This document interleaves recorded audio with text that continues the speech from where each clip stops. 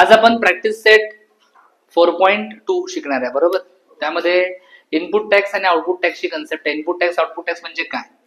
समजा एखादा व्यक्ती किंवा एखादी फर्म, व्यक्ती किंवा एखादी छोटीशी कंपनी जीएसटी पे करते, म्हणजे देते, बरोबर आहे की नाही, त्याला काय बोलतात?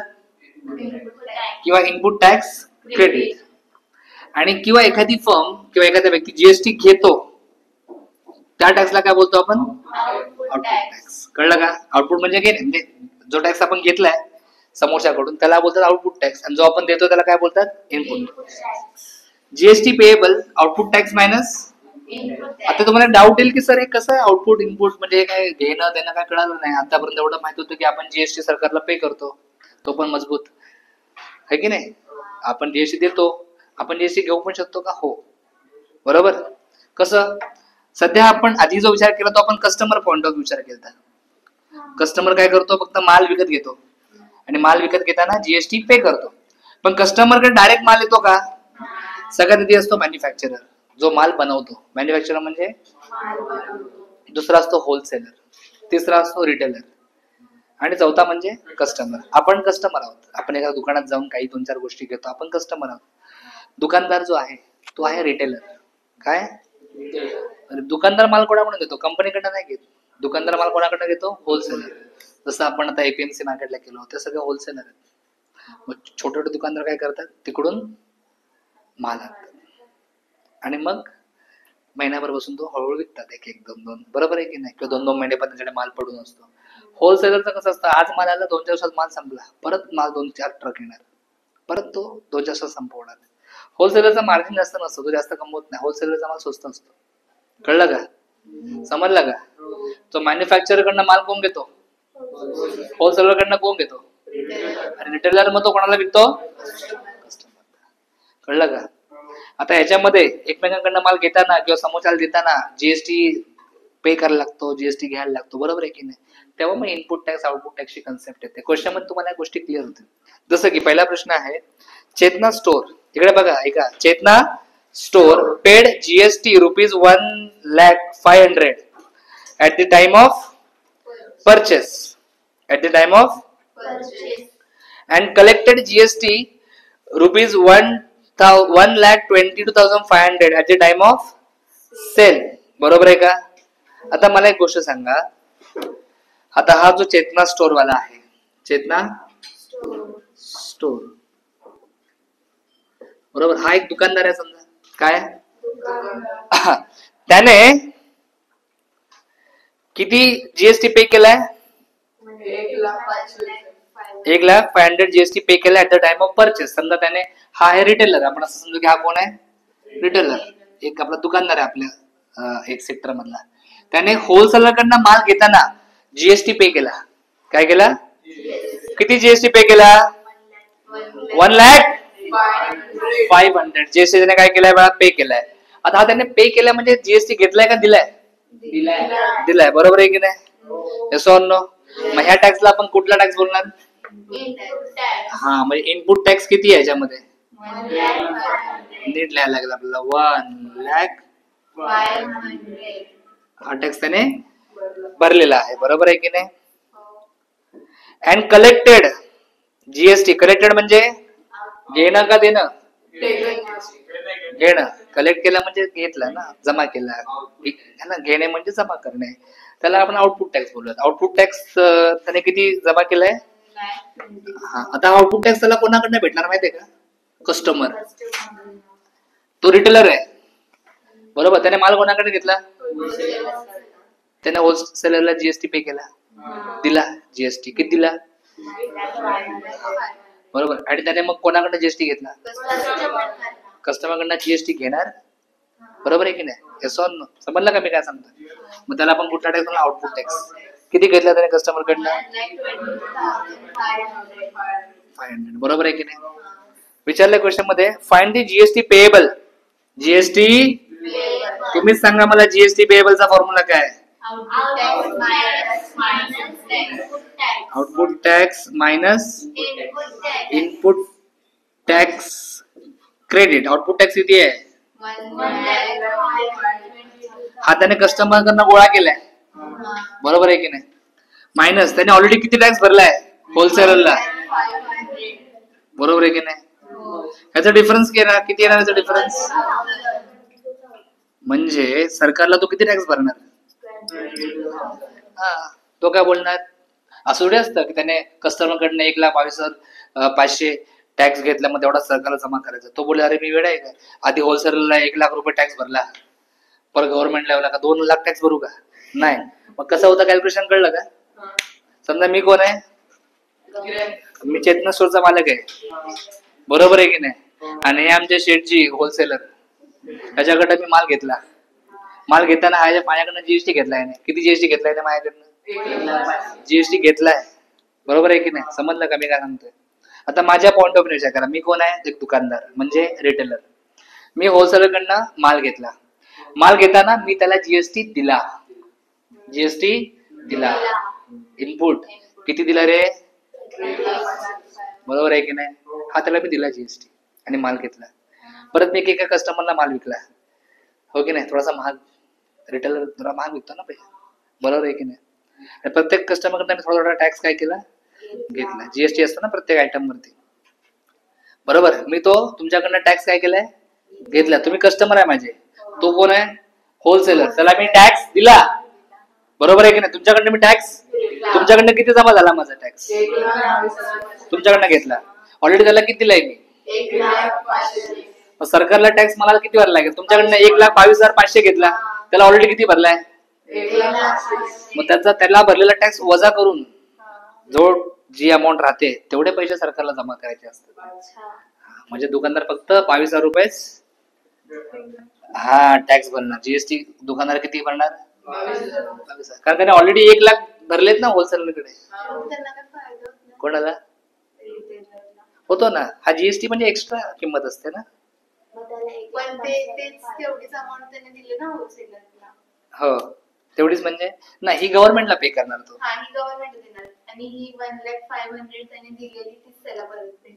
परत कुठे भेटली? ती त्याला दिली. बघ, जेवढा टॅक्स कलेक्ट केला तेवढा टॅक्स गव्हर्नमेंटला भरायला लागेल. टॅक्स किती मी घेतलाय? 1,22,500. तेवढा मला गव्हर्नमेंटला द्यायचा, बरोबर आहे की नाही? त्यापैकी ऑलरेडी मी ह्याला किती दिलाय? बरोबर आहे की नाही? मग आता मला द्यायचा किती बाकी आहे? 22,000 झाले. माझा 1,00,000 त्याला दिलाय, 22,000 मी भरतोय गव्हर्नमेंटला. टोटल किती टॅक्स भरला मी? 1,22,000. समजलं का मी काय सांगतोय?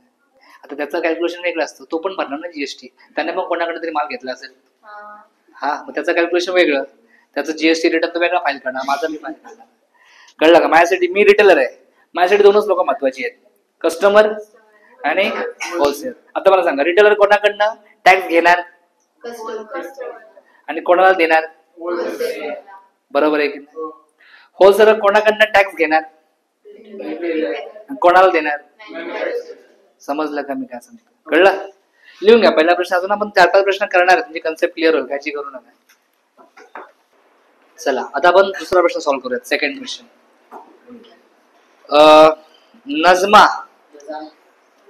Nazama is a proprietor of a firm registered under GST. Okay.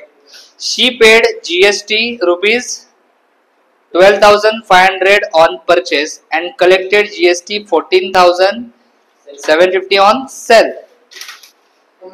What is the amount of ITC to be claimed? What is the amount of GST payable? असं त्यांनी विचारलंय, बरोबर आहे की नाही? आता नजमा काय आहे? नजामा काय आहे?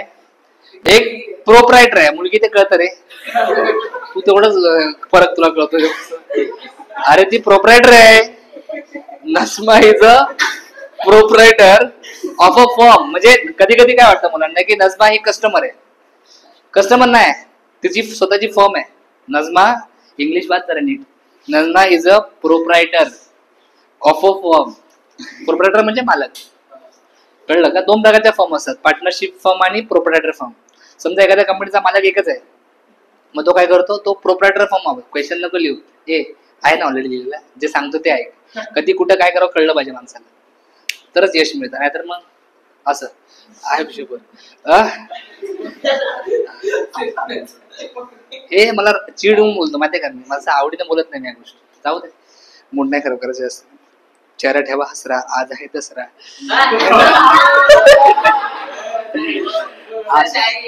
नको नको.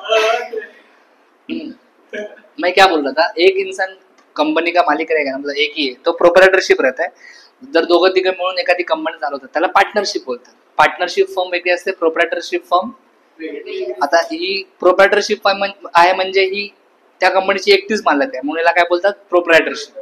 कळलं का? म्हणजे ही कोण आहे माहितीये, ही रिटेलर आहे. कोण आहे ही? रिटेलर. बरोबर. तर नजमा जी आहे बरोबर, तिला आपण काय झूम करूयात, कस्टमर नाही बरं का, ती कोण आहे, बरोबर. शी पेड ₹12,500 ऑन परचेस. तिने जेव्हा माल घेतला, कोणाकडनं घेतला, तेव्हा तिने किती टॅक्स भरला होलसेलरला? हा, तिने बाजारात 500 टॅक्स दिलाय ना. म्हणजे हा कुठला टॅक्स झाला रे,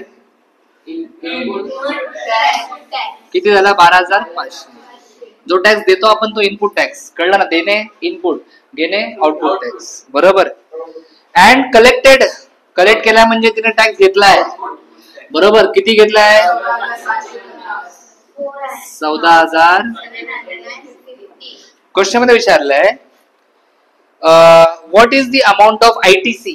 आयटीसी म्हणजे काय, टॅक्स क्रेडिट. इथे लिहिलंय ना, input tax credit. Input tax credit म्हणजे तुमचा इनपुट टॅक्स. कळलं का? म्हणजे हा इनपुट टॅक्स आहे ना बाळा, हा तुझा काय, म्हणजे पहिला प्रश्न सॉल्व्ह झाला. कळलं का? आयटीसी म्हणजे काय,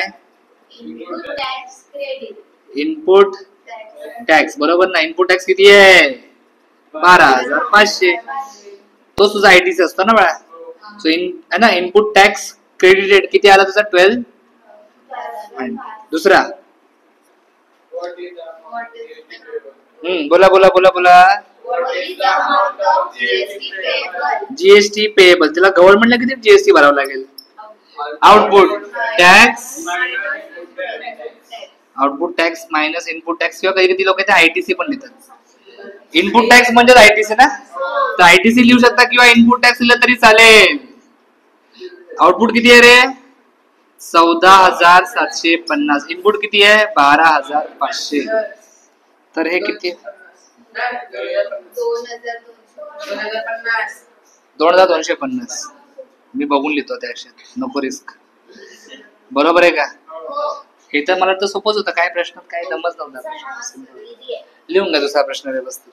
Aamir enterprise purchased chocolate sauce bottles and paid GST ₹3800. म्हणजे 38 रुपये त्यांनी जीएसटी पेड केलाय. पेड केला म्हणजे दिलाय 3,800. मी काय बोललो, 3,800 म्हणजे 3,800 रुपये.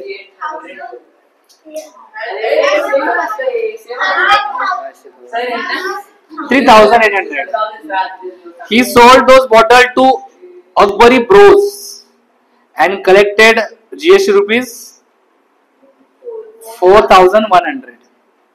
Mayank Food Corner purchased these bottles from Akbari Bros and paid GST ₹4,500. Find the amount of GST payable at every stage of trading and hence find payable CGST and SGST. GST आला की CGST SGST दोन्ही येईल ना. जीएसटीचा अर्थ केलं की SGST CGST. आधी इकडे आपण बघू नक्की चेन कशी आहे.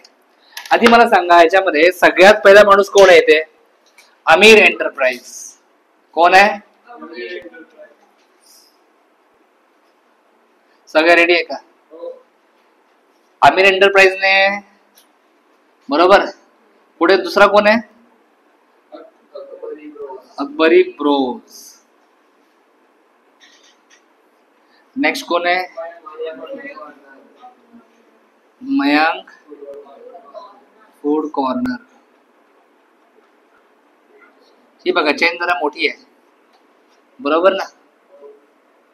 हा,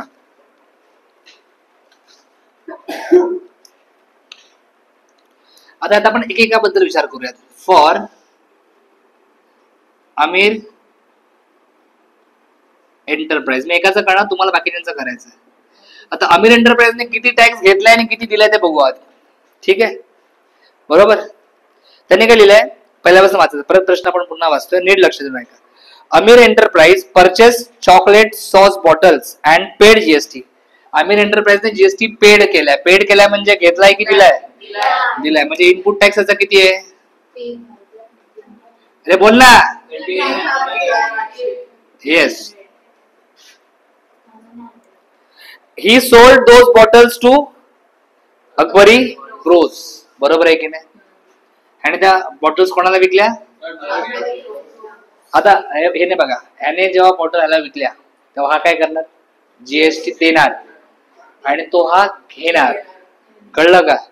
हा जो देईल, बरोबर, म्हणजे ह्याचा जो इनपुट असणार तो याचा आउटपुट असणार. कळलं का मी काय सांगतो? नक्की समजतंय? हा. तर त्याने किती कलेक्ट केलाय रे? हा. आता मी जरा इथे या डायग्राम मध्ये थोडस मी तुम्हाला सोपं होईल असं मी करतो.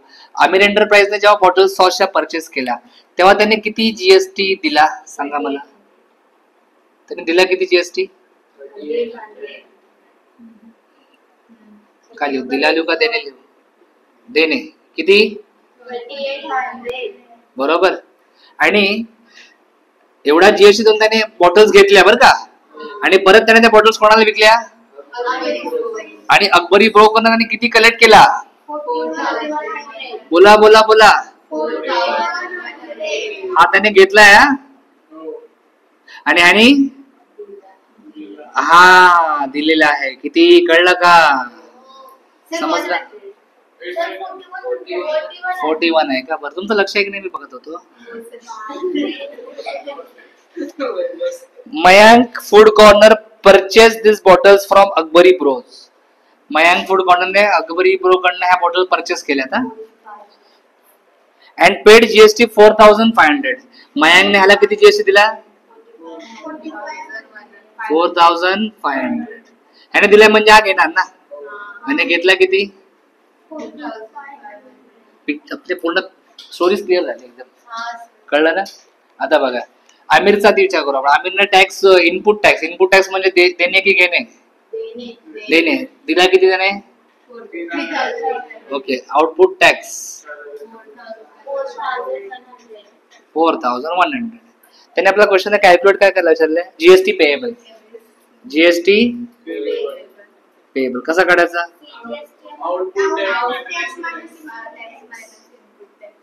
Input tax. आउटपुट टॅक्स आहे 4100 3800 म्हणजे 300. कसं काय 300? असं कसं करते का तू? आहे की नाही? मग त्याने किती टॅक्स भरायचा गव्हर्नमेंटला? 300 रुपये फक्त भरायचा आहे. बरोबर आहे की नाही? समजलं का?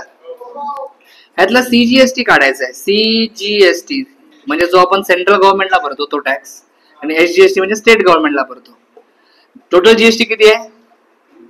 त्यातला अर्धा सेंट्रल गव्हर्नमेंटकडे जातो, अर्धा स्टेट गव्हर्नमेंटकडे जातो, म्हणजे रुपीज. झाला, आमिरचा मॅटर सॉल्व्ह झाला. कळलं का? आता नेक्स्ट एंटरप्राइज कुठली आहे? अकबरी ब्रोज. बरोबर. मला तोंडी सांगा आता. Input tax.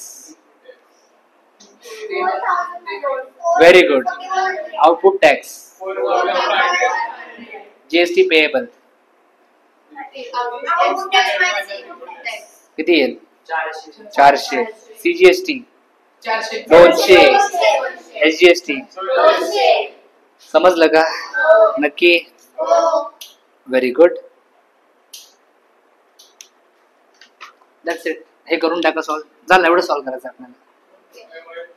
नाही, कारण मायंगने कोणाकडून घेतलाच नाही ना. माझ्या दोघांचंच मेन मॅटर आहे. देण्या घेण्याचं काय दोघांनीच केलंय. कळलं का? चला, व्हिडिओ पॉज करा. कॅच पकडते. सुरत चव्हाणच्या फॅन आहे की नाही? वाट लावली सगळी. हे पुढे चालू केलं का? येस. अकबरी बॉयचं झालं सोडा. इनपुट टॅक्स आउटपुट टॅक्स बरोबर. 400 200 200 हिशोब क्लिअर. समजला का विषय? क्लिअर. चला पुढचा question. Malik gas agency purchase some gas cylinders for industrial use for rupees 24,500. Okay, पुन्हा एकदा वाचतो, ठीक आहे, नीट लक्ष द्या. मलिक गॅस एजन्सी, हा 4th क्वेश्चन. अरे हो रे. Malik Gas Agency purchased some gas of cylinders for industrial use for rupees 24,500 and sold them to the local customers for 26,500. find the GST to be paid at the rate of 5%. आता बघा, हे पहिल्या exercise मधले questions आपण केले त्यासारखं आहे. Hence the CGST and UTGST to be paid for this transaction. बरोबर. आता हे UTGST म्हणजे काय, तुम्ही तर क्वेश्चन नीट वाचला त्यात असं लिहिलंय बघा, चंदीगड युनियन टेरिटरी, बरोबर आहे की नाही. मग त्या ज्या युनियन टेरिटरीज आहेत त्यामध्ये SGST शब्द वापरत नाही, तिथे आपण UTGST शब्द वापरतो, युनियन टेरिटरी GST. बाकी ठिकाणी आपण काय वापरतो, स्टेट GST. हा, मग SGSTच्या जागी फक्त UTGST शब्द वापरायचा असतो, कळलं का. येस. आता नीट लक्ष द्या, जीएसटी किती रुपयाला आहे बाळा, किती टक्के आहे जीएसटी, 5% त्यांनी रेट दिला आपल्या जीएसटीचा, बरोबर आहे की नाही. बरोबर. तिथे आधी आपण मलिक गॅस काय बरं एजन्सी असं लिहिलं, बोला हो की नाही. ओके. याने गॅस विकत घेतला किती रुपयाला, 24,500. हा जीएसटी ची किंमत नाहीये, दिस इज नॉट जीएसटी, बरोबर. ही जीएसटी नाहीये, कळलं का. ही तुमची काय परचेस प्राइस आहे, काय परचेस प्राइस. तुम्हाला जीएसटी नाही, परचेस प्राइस दिलाय, कळलं का. आणि परत त्याने काय केलं, लोकल कस्टमरला 26,500 विकलाय, म्हणजे सेलिंग प्राइस झाला. कुठली प्राइस झाली, किती, म्हणजे त्याने मधल्यामध्ये 2 रुपये काढले ना, त्याचं प्रॉफिट त्याचं चाललं पाहिजे ना एजन्सी. मग समजलं. जीएसटी किती टक्के आहे, रेट ऑफ जीएसटी किती आहे, रेट ऑफ जीएसटी 5% आहे, बरोबर आहे. आता मला सांगा, मलिकने विकत घेताना, गॅस विकत घेताना पैसे दिले ना त्याने, किती पैसे दिले, आणि ह्या पैशांबरोबर त्याला जीएसटी पण द्यावा लागेल ना, बरोबर आहे की नाही. किती टक्के जीएसटी द्यावा लागेल, 5% जीएसटी द्यावा लागेल, या किमतीवरती 5%, बरोबर आहे की नाही. तो जीएसटी देतोय, जीएसटी देतोय ना तो. अरे बघ ना, हा काय चाललंय, देणे ना. परचेस प्राइस म्हणजे आपण पैसे देतोय का घेतोय, परचेस मध्ये विकत, जेव्हा आपण कुठली गोष्ट विकत घेतो तेव्हा आपण पैसे देतो, जीएसटी देतो. आणि जेव्हा आपण कोणती गोष्ट विकतो तेव्हा आपण पैसे घेतो, आणि पैशावर आपण जीएसटी पण घेतो त्या पैशात, कळलं का. म्हणजे इथे आपण काय देणार, बरोबर आहे की नाही. इथे आपण जीएसटी काय घेणार, जीएसटी घेतो आपण, इथे आपण जीएसटी, बरोबर आहे की नाही. म्हणजे आपल्याला लक्ष ठेवा, खरेदी विक्री करताना आपल्याला जीएसटी चेक बघावं लागतो. विकत घ्या किंवा विका, जीएसटी लागतो प्रत्येकाला, कळलं का. हा जीएसटी देतोय आपण, म्हणजे हा आउटपुट का इनपुट रे, देतो इनपुट, बरोबर आहे. इनपुट जीएसटी कसा काढायचा, प्राइस किती आहे 24,500, किती टक्के रे, कसा काढतो माहिती आहे ना, पर्सेंटेज. आपण 24,500 पर्सेंट साईजला 100 शून्य शून्य कट झाला, 245 इंटू 5 किती येईल बरं, 245 इंटू 5, 245 इंटू 5, बोला 1225, 1225, बरोबर. त्यानंतर आता आउटपुट काढूयात आपण, आउटपुट जीएसटी, बरोबर, बरोबर आहे. आउटपुट त्याने कितीला विकलाय, बरोबर, बरोबर आहे. Yes or no. विकताना तो जीएसटी घेणार ना, जीएसटी घेणार.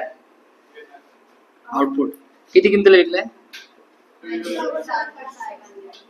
किती टक्के, 5% आहे ना. मग ह्याला पण सेम करायचं. 265 इंटू 5 1325 रुपीज 1325 बरोबर झालं. त्यानंतर काय झालं, find GST to be paid. आता जीएसटी त्याला किती पेड करायचं आहे, जीएसटी पेएबल विचारला. जीएसटी बोला फॉर्म्युला, आउटपुट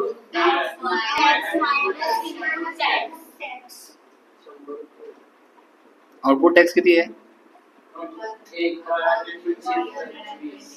इनपुट किती आहे, म्हणजे मला वाटतं 100 रुपये काहीतरी येतो. त्याला फक्त 100 रुपये जीएसटी गव्हर्नमेंटला भरायचं आहे. कळलं का? आणि त्यांनी पुढे काय विचारलंय, सीजीएसटी आणि बरोबर अर्धा अर्धा असतो ना, रुपीज 50 रुपीज 50. कळलं, समजलं का? तर तुम्हाला असं वाटतं तर असं लिहा, तुम्हाला शाळेत जर मॅडम बोलली नाही असं लिहायला पाहिजे वगैरे असं लिहून दाखवा, जीएसटी अपॉन 2. कळलं का? Rupees 100 upon 2 rupees 50. कळलं का? असं लिहिलं तरी चालेल. समजलं ना? क्वेश्चन नंबर 5 चालू करूयात आपण. काय लिहिलंय, MS beauty product paid 18% GST on cosmetic worth rupees 6000 and sold to a customer for rupees 10,000. Okay, हे सेम क्वेश्चन आहे. काय नाव आहे कंपनीचं त्या दुकानदाराचं, एमएस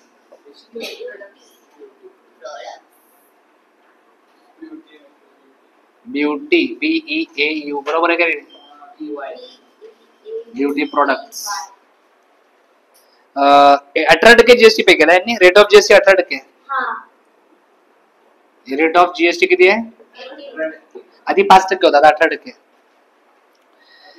याने काय केलंय, ब्युटी प्रोडक्ट्स वाल्याने काय केलंय, 18% जीएसटी पेड केलाय. बरोबर, इकडे नीट वाचा बघा, beauty products paid 18% GST on cosmetics worth rupees 6000. यांनी काय केलं, कोणाकडून तरी 6000 रुपयाचे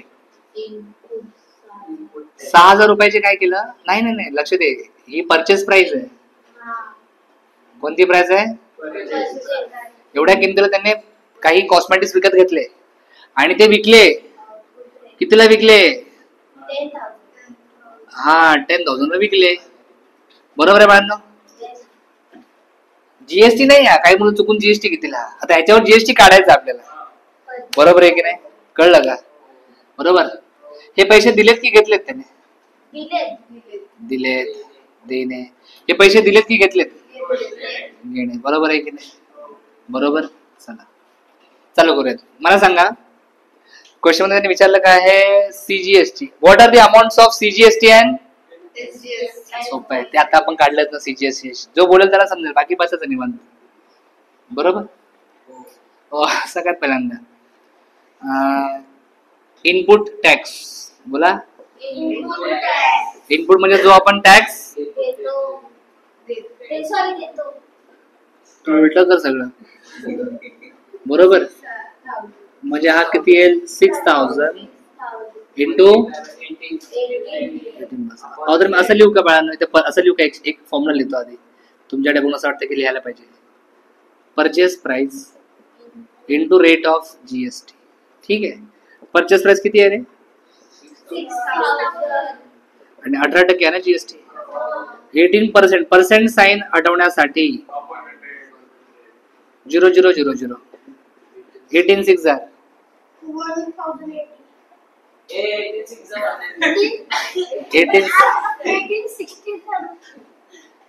बरोबर आहे. 108 आणि पुढे 0 लागणार ना शेवटचा. आला काय, तुझं बरोबर आहे, त्यांना तेवढी मॅच्युरिटी नाही समजून घ्यायची.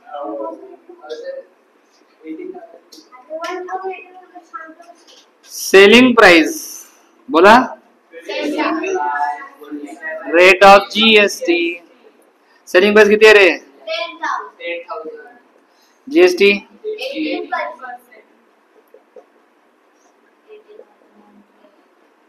मारामारी 00 किती, अब 18,000 म्हणतात.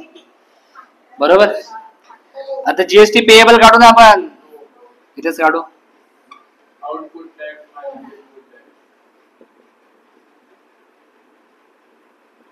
आउटपुट मायनस आउटपुट टॅक्स किती आहे रे? 1800. इनपुट किती आहे रे? किती राहिला?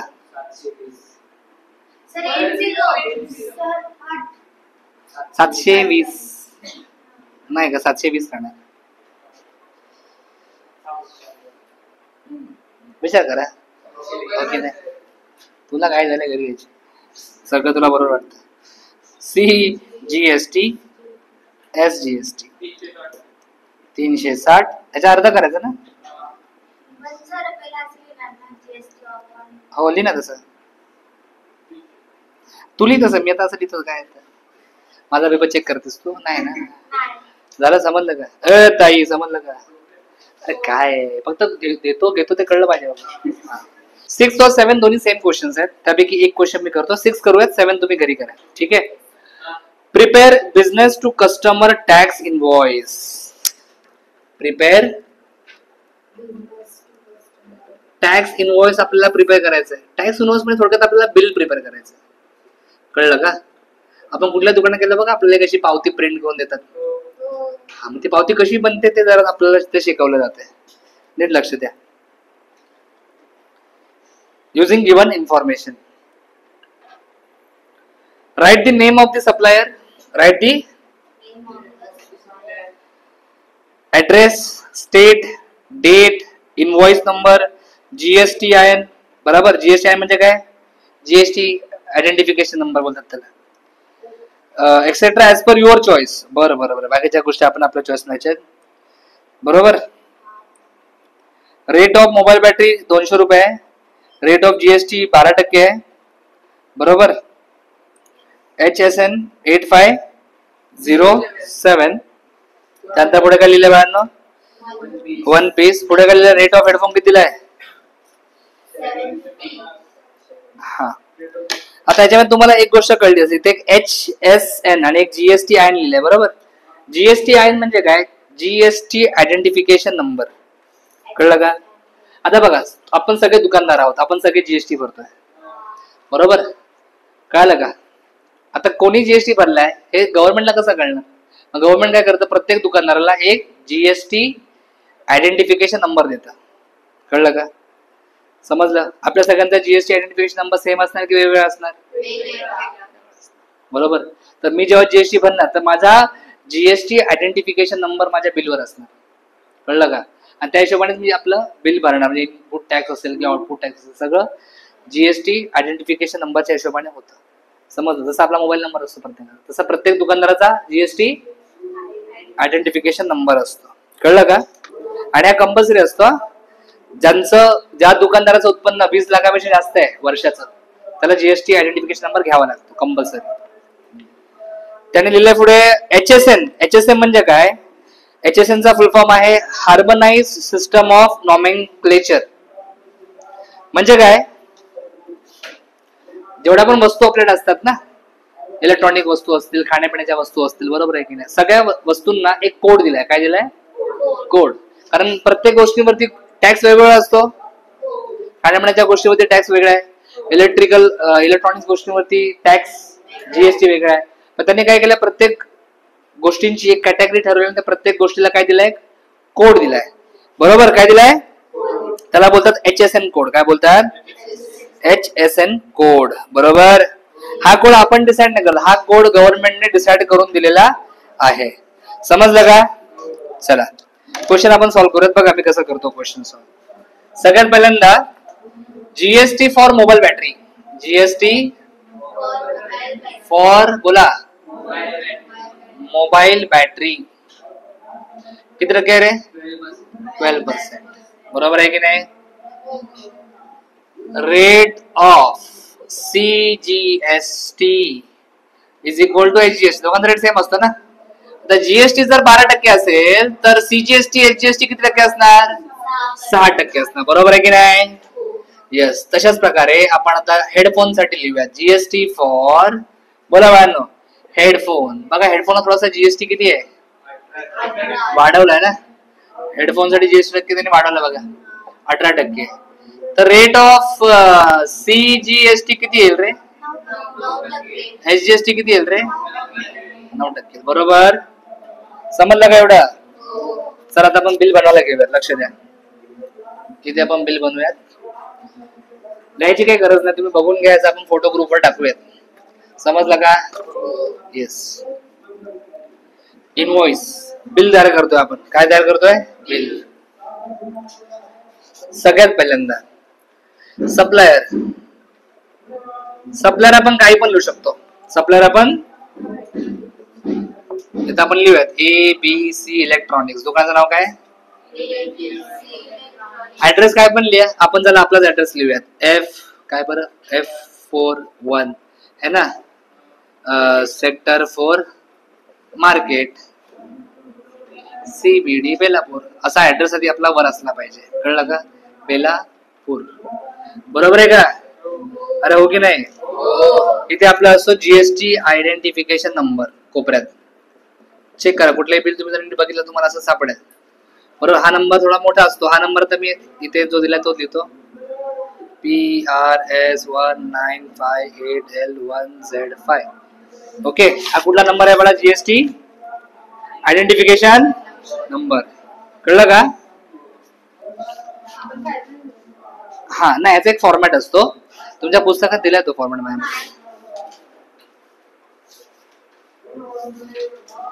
बघ सुरुवातीला आहे का बघ, हा मिळाला जीएसटी आयडेंटिफिकेशन नंबर, तो सेम लिहिला इथे मी. तसं काय लिहिलंय बघितलं ना, पेज नंबर टेक्स्टबुकच्या 82 वर दिलाय. हा लिहिला. इथे आपण लिहूया डेट. डेट आपण टाकूयात आजची किती, 11 की 12 आहे, 12/10/2024. बरोबर.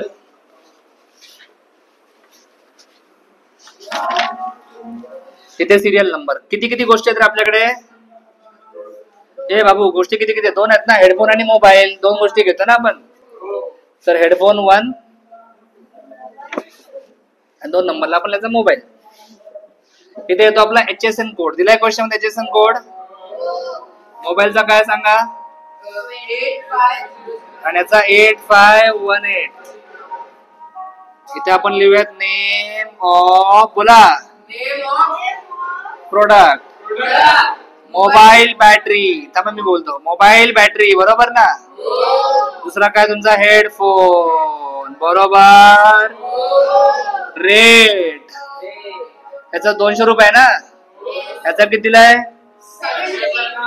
750. क्वांटिटी किती घेता तुम्ही, क्वांटिटी एक एक आहे ना. Taxable amount, taxable amount. Rate 200 आहे, एकच घेतला ना, 200च. हे 2 घेतला असतं 400 आलं असतं.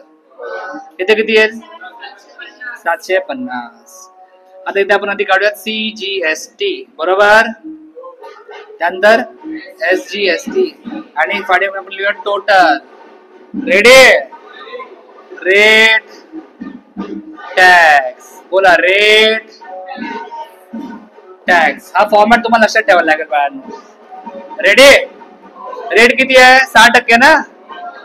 आणि हेडफोनचा रेट किती आहे रे, हेडफोनचा रेट आहे 9%. बरोबर आहे. 200 वर 6%. कसं काढणार, 200 गुणिले 6%, 12 रुपये. बरोबर, 12. बरोबर आहे का, ₹12. तसंच हे काढलं ना तुमचं, तर हे 67.5 येते. किती येते, जेवढा तुमचा CGST असतो तेवढाच तुमचा HGST पण असतो. बरोबर आहे का, येस. बरोबर. टोटल, बोला, टोटल CGST किती पे केला आपण, दोघांची बेरीज करा ना, 79. Very good. टोटल तुम्ही HGST किती पे केला, सेमच असणार, बरोबर. आता इथे टोटल कशी करायची, हे पैसे अधिक हे टॅक्सचे पैसे, 200 अधिक 12 किती होणार, 224, बरोबर. 750 अधिक 67.5 अधिक 67.5 हे काहीतरी येते 885 येतात. टोटल तुम्हाला किती पैसे पे करायचे आहे, टोटल दोघांची बेरीज करायची, बोला 1100. टोटल तुम्हाला बिल पे करायचं आहे 1100, कळलं का. Thanks for watching. अगर आपको ये वीडियो अच्छा लगा है लाइक करो, कमेंट करो, अपने दोस्तों के साथ शेयर करो, चैनल को सब्सक्राइब करो. For complete course download Ganesh academy e learning app. For future updates hit the bell icon. Thank you.